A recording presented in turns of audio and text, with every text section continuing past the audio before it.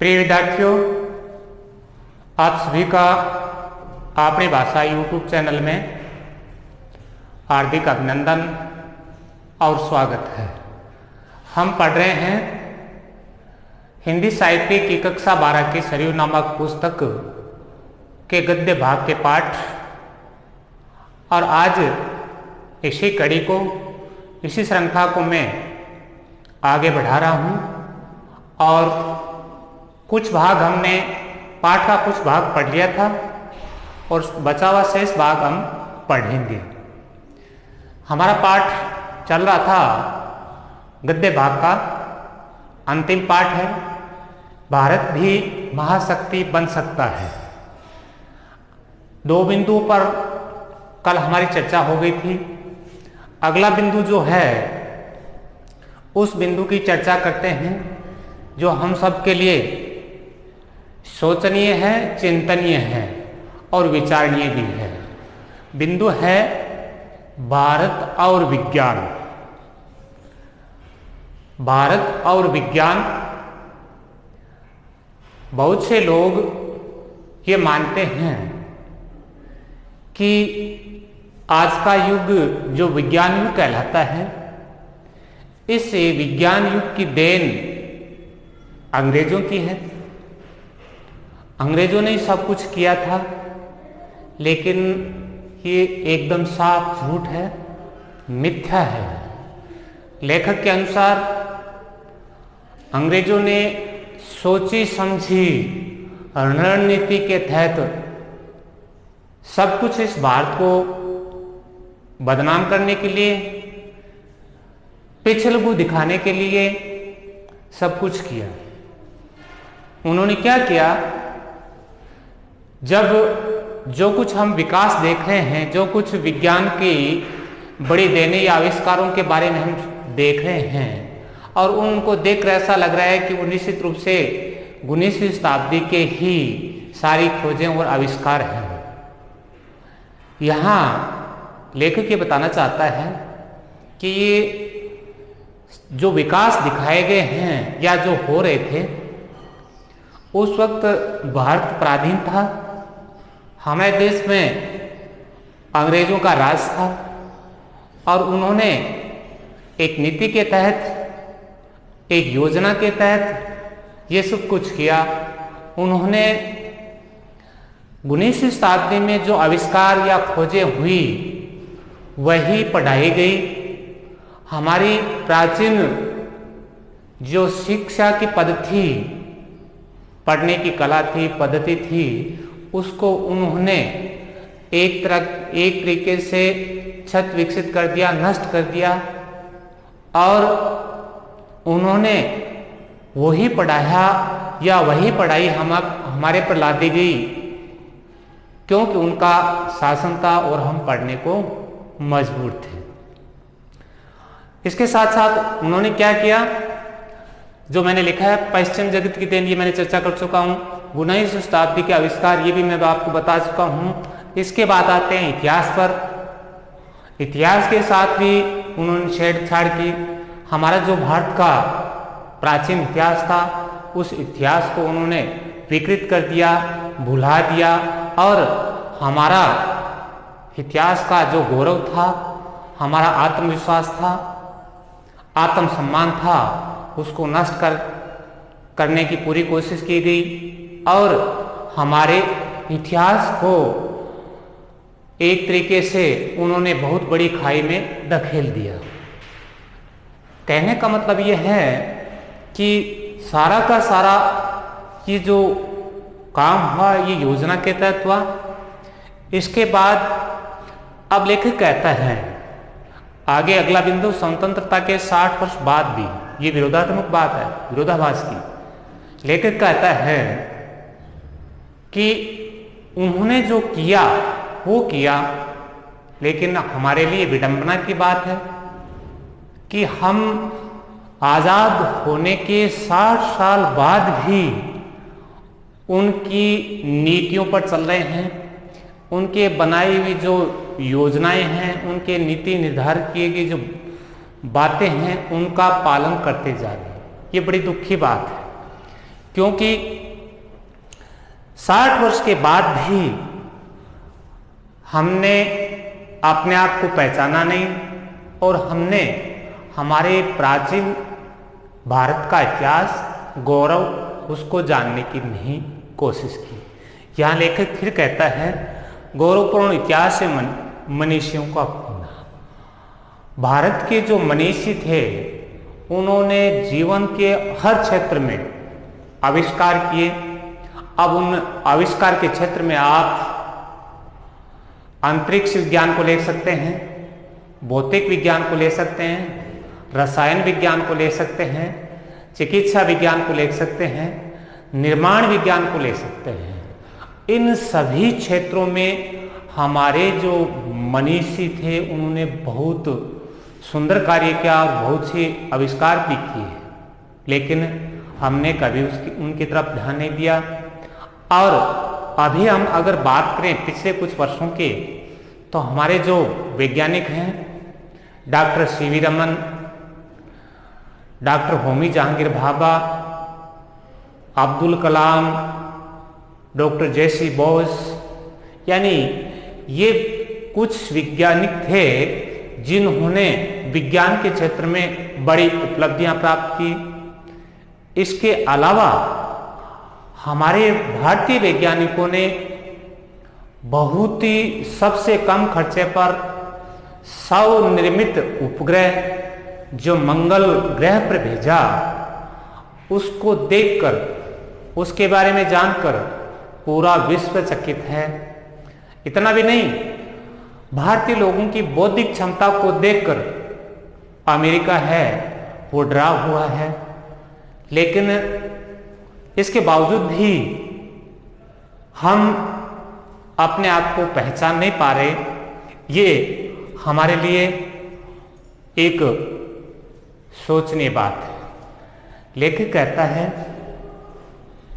कि जब कुछ लोग ऐसे थे जिन्होंने भारतीय गौरव को बताने की कोशिश की, भारतीय इतिहास को जगाने की कोशिश की, तो ऐसे लोगों को संकुचित मानकर, प्रतिगामी मानकर और उन्हें बुलाने की कोशिश की।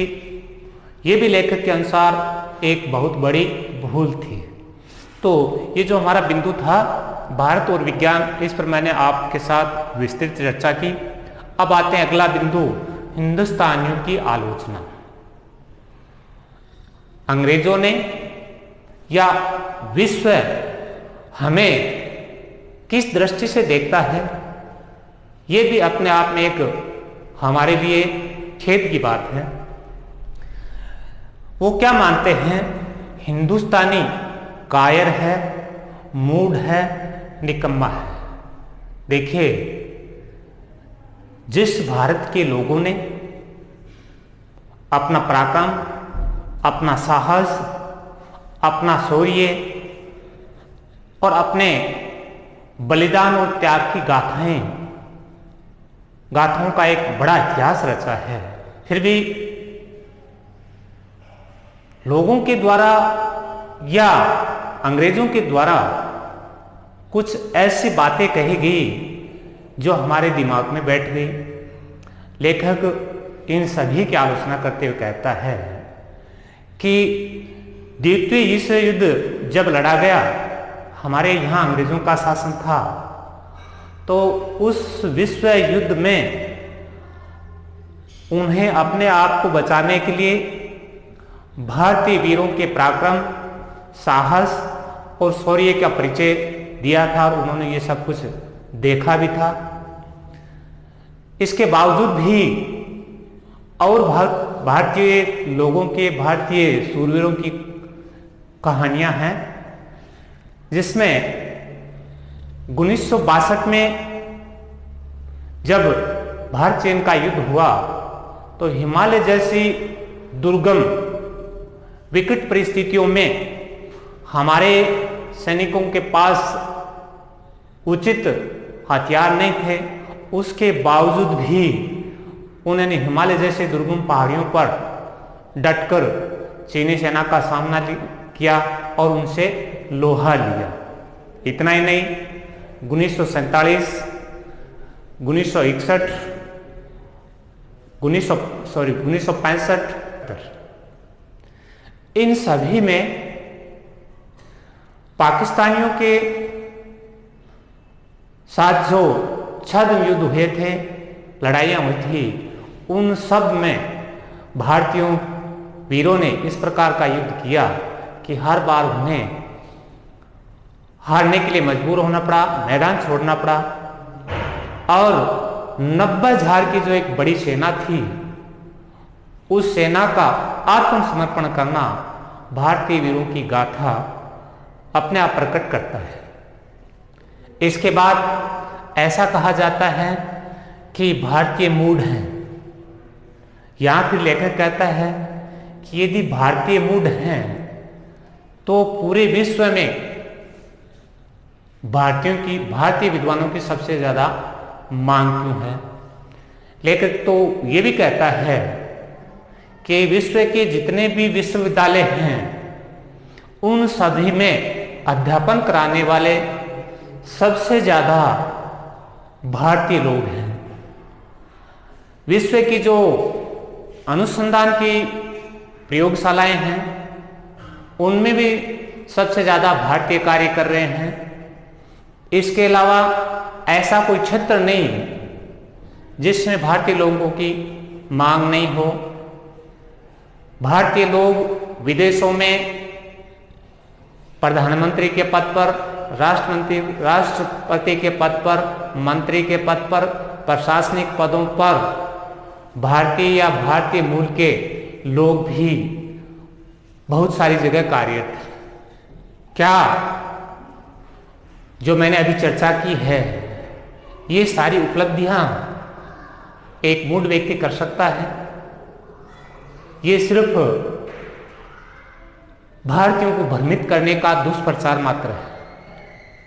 इसके बाद लेखक कहता है, यदि भारतीय मूढ़ हैं तो भारत में जो उच्च कोटि के औद्योगिक प्रशिक्षण संस्थान हैं, वहां पर बहुराष्ट्रीय कंपनियों की बाहर कतारें क्यों लग जाती हैं? उनका प्रशिक्षण पूर्ण होने से पहले ही हमारे भारतीय विद्यार्थियों का वो चयन करने के लिए लालायित क्यों रहते हैं? तो ये सब कुछ बातें ऐसी हैं जो इस तर्क को नष्ट करने की बात कहते हैं या इसको मिथ्या साबित करने का प्रमाण है। अब लेखक कहता है अगला बिंदु, भारतीयों की दुर्गति क्यों। पीछे जो अभी मैंने उपलब्धियों की चर्चा की, बातें की, तो लेखक कहता है या लोग ये प्रश्न उठाते हैं, ये सब कुछ भारत के पास है तो फिर भारतीयों की दुर्गति क्यों है। और लेखक कहता है मैं इसी बात पर आपको लाना चाहता था और पाठकों को यह प्रश्न भी वाजिब है, क्योंकि इसके पीछे कारण क्या कहता है कि भारत के पिछड़ने का, भारत का विकास नहीं होने का या भारत को आगे नहीं बढ़ने के पीछे कारण ये नहीं है कि यहां संसाधन की कमी है, संसाधनों की कमी है या मूर्खता है, आलस्य है, अक्रमण्यता है। नहीं, ये मुख्य कारण नहीं है। इसके पीछे लेखक कहता है कि हमारा आत्मविश्वास, हमारा आत्म प्रत्यय है, वो पिछड़ चुका है। हमें अपने आप पर विश्वास नहीं रहा। ये एक सबसे बड़ा कारण है।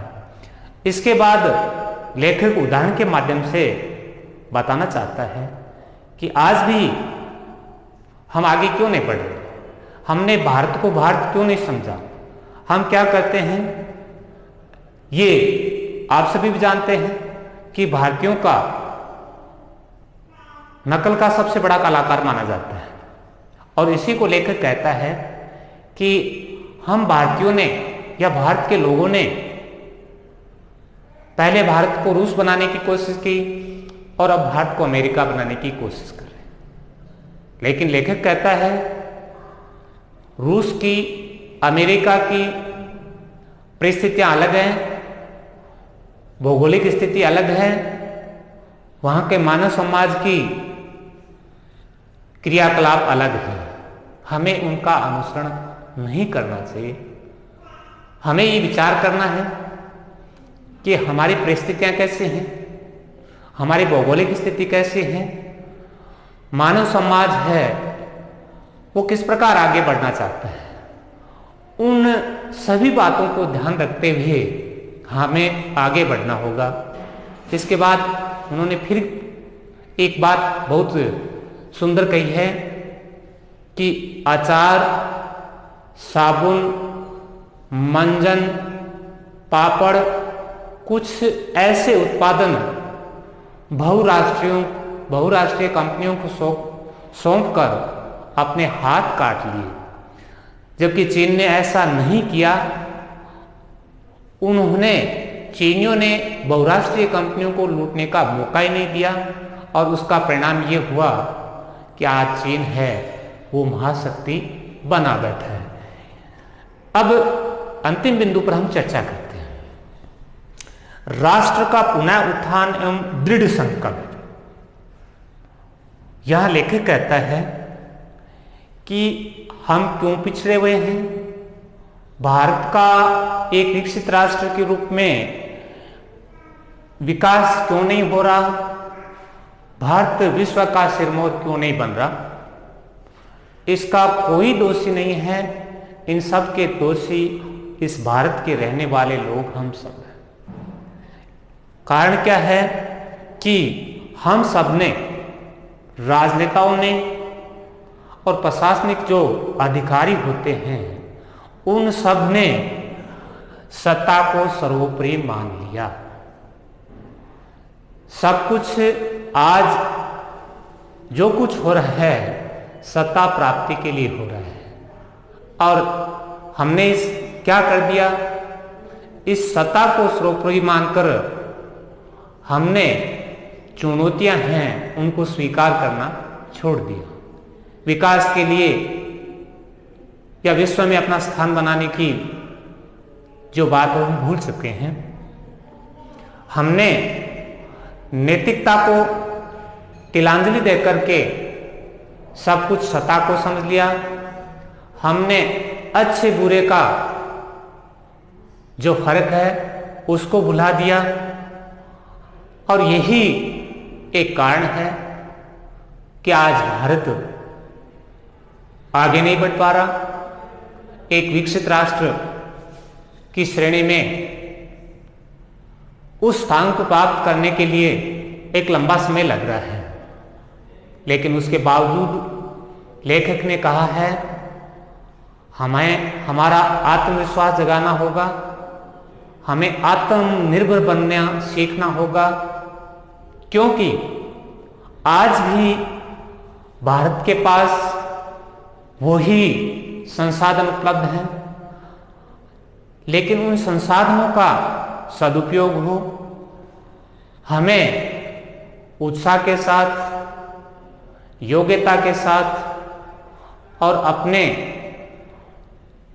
मूल्यों को जगाना होगा और एक दृढ़ संकल्प, एक कठोर समर्पण की भावना लेकर के आगे बढ़ना होगा।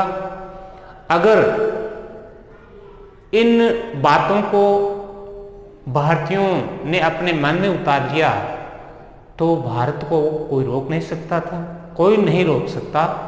भारत महाशक्ति था और भारत आज भी महाशक्ति बन सकता है।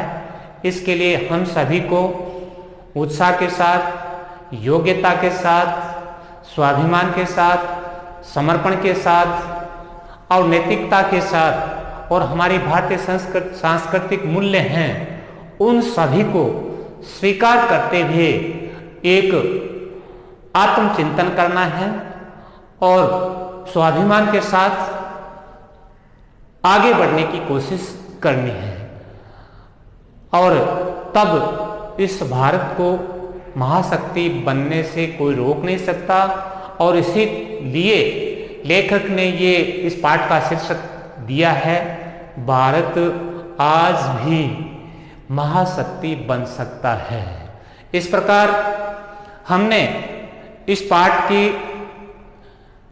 लेखक जो श्रीधर प्राड़कर हैं उनके बारे में जाना। पाठ कैसा है, ये हमारे भारत के अतीत भारत के बारे में और वर्तमान भारत का तुलनात्मक अध्ययन करते हुए किस प्रकार इस पाठ के माध्यम से लेखक ने भारतीयों को जागृत करने की कोशिश की है। और उसके बाद मूल पाठ के जो 5-6 बिंदु हैं उन पर भी मैंने बिंदुवार चर्चा की।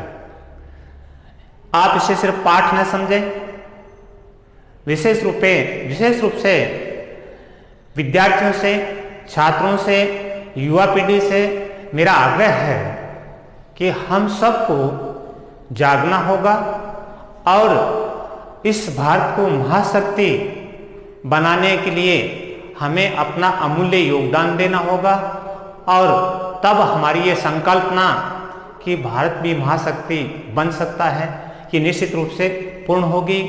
अब मैं इस पाठ के पूर्ण होने पर सभी विद्यार्थियों से कहना चाहूँगा कि पाठ के जो प्रश्न हैं आप निबंधात्मक को छोड़कर बाकी प्रश्नों के उत्तर जरूर लिखते रहें। अपना क्रम सतत अनवरत लगातार जारी रखें ताकि इस जो बात परिस्थितियां चल रही हैं अभी इसी समय उन परिस्थितियों से आप निपटने में सक्षम हो। और आज इस पाठ के समापन की या पूर्ण करने की मैं घोषणा करता हूँ या इस पाठ को हम पूर्ण करते हैं। इसके साथ ही हिंदी साहित्य की सरयू नाम की जो पुस्तक है उसके गद्य भाग के सारे पाठ हमने पढ़ लिए हैं। अब आप इनकी पुनरावृत्ति करते रहें, आप इनके प्रश्नों को पढ़ते रहें, पाठ के बीच से बनने वाले प्रश्नों को भी पढ़ते रहें, क्योंकि बोर्ड की परीक्षा में पाठ के पुस्तक के अंतिम प्रश्नों में यदा कदा बहुत ही कम प्रश्न आते हैं। आप पाठ को पढ़ें, पाठ को समझें, प्रत्येक पंक्ति पर आपका ध्यान केंद्रित हो, तब जाकर आप उन प्रश्नों के उत्तर दे पाएंगे। अब हम पाठों की श्रृंखला है उसको यहीं समाप्त करते हैं और अब अगले वीडियो में मैं आपको हिंदी की और बहुत सारी पढ़ने की सामग्री है उस किसी बिंदु पर हम चर्चा करेंगे। लेकिन मेरा आपसे एक बार सभी छात्रों से आग्रह है कि पाठ लगातार होने से हो सकता है आपको ऐसा लग रहा है कि आपका होमवर्क बढ़ रहा है, आप थोड़ा सा हो सकता है लगातार एक ही चीज चलने से बोर हो रहे हों, तो हम आते हैं लेखन कला पर या आपको व्याकरण पढ़ना चाहते हैं तो जो भी आपकी इच्छा हो आप कमेंट करके मुझे बता सकते हैं।